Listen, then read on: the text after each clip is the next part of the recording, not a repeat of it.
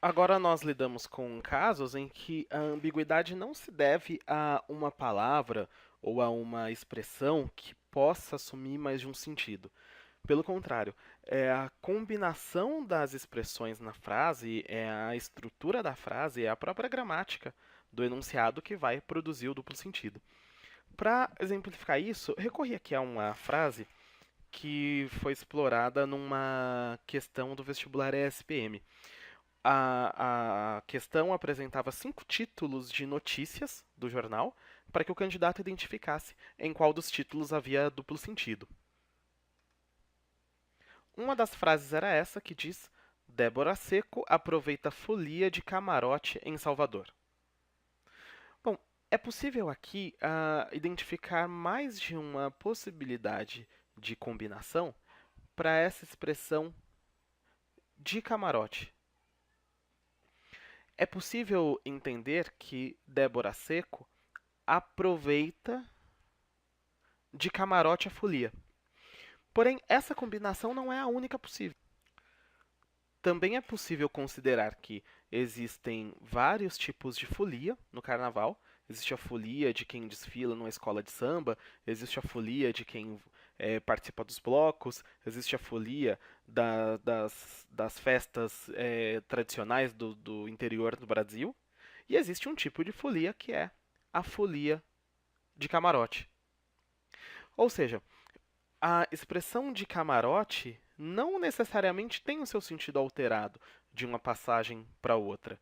Camarote aqui pode ser simplesmente o lugar de onde ela aproveita a folia, mas também é possível dizer que há uma folia específica, que é uma folia de camarote. É semelhante ao que se deu aqui num vestibular do ITA, com a diferença de que, além do título da notícia, eles apresentavam um trecho do texto como um todo, um trecho da própria notícia. O título dizia: Reino Unido pode taxar fast food contra a obesidade.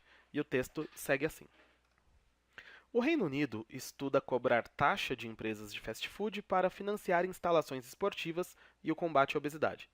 Segundo um relatório, a obesidade no país cresceu quase 400% em 25 anos, e se continuar aumentando, pode superar o cigarro como maior causa de mortes prematuras. Governo e empresas locais têm sido criticados por não combaterem o problema. A questão pedia para que o candidato identificasse o duplo sentido que há em Reino Unido pode taxar fast food contra obesidade. Em uma das leituras, é possível identificar contra obesidade como uma expressão associada a pode taxar. Reino Unido pode taxar contra a obesidade para combater a obesidade fast food. Inclusive, esse é o sentido mais pertinente considerando-se o contexto aqui em jogo, não é? Reino Unido estuda cobrar taxa de empresas de fast food para financiar instalações esportivas e o combate à obesidade. Então, taxar contra obesidade é o sentido mais coerente com o contexto.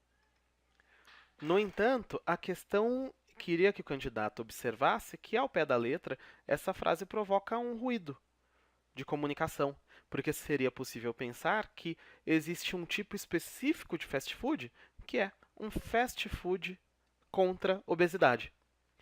Novamente, não é a expressão contra a obesidade que tem o seu sentido alterado, mas é a dupla possibilidade de relação que provoca o duplo sentido. É taxar contra a obesidade ou é um tipo de fast food contra a obesidade? Tal como no exemplo anterior. É aproveitar de camarote ou é um tipo específico de folia, que é a folia de camarote?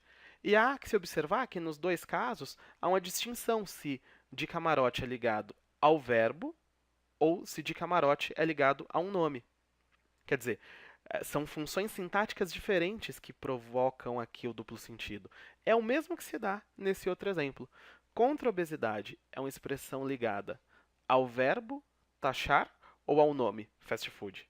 Novamente, a dupla possibilidade de funções sintáticas aqui é que produz o duplo sentido. O exercício seguinte é exatamente sobre isso. Eu peço que você pratique. Vamos lá para o exercício.